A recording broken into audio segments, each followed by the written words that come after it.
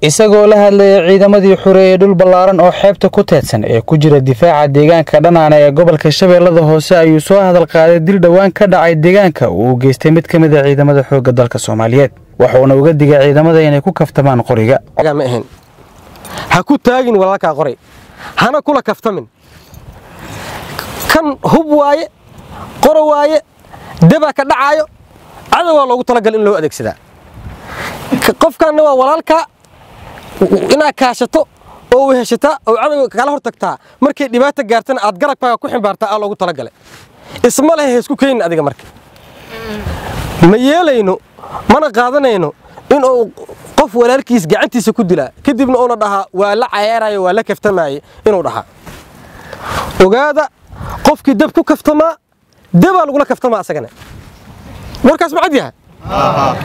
mas'uuliyiinta maxkamadda ayaa sidoo kale ballan qaaday inay jiri doonto maxkamad ku helin doonto fadhiyada ciidamada sidoo kalena qaadi doonto dambiyada ay galaan kuwa isku ekeysiyay ciidamada ee dhaca ka geysta gobolka taasi oo meesha ka saaraysa in waqtiga dadaal ay ku bixiso dawladda sidii Muqdisho loogu maxkamadeyn lahaa waa kan gudoomiyaha maxkamadda darajada koowaad ciidamada qalabka sida gaashaanle sare Xasan Cali Nuur Shuute oo arrimahaasi ka hadlaya sameeynayna annaga maxkamad ahaan waxaan ballan qaadaynaa dadka dambiyada noocaas gal oo lagu soo qabto iyagoo isbaaro gobolkan dhiganayo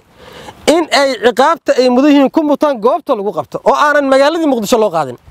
oo halkan lagu maxkamadeeyo oo halkan ay shaqadiisa ku dhamaato oo aanan la wareerino dawladda oo shidaal iyo bisiin ka bixin halkaas loo rarinba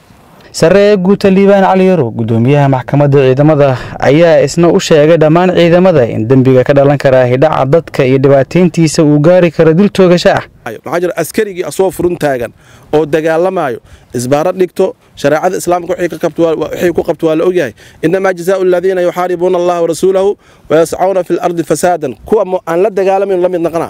asoo xukunkiisu wuxuu naqana in la toogto naqana intii ay joogeen ayay sidoo kale mas'uuliyiinta soo hadal qaadeen amar diidada ciidamada dhexdooda ah fasax aan ka warheynin taliyaha ururka waxa uu faray inaysan ka soo bixin fariisimaha iyagoo aan fasax ka haysan talisadooda sidoo kalena ogeysiin xeer ilaalinta ciidamada qalabka sida Cabduqaadir Ciise warbaahinta qaranka magaalada Muqdisho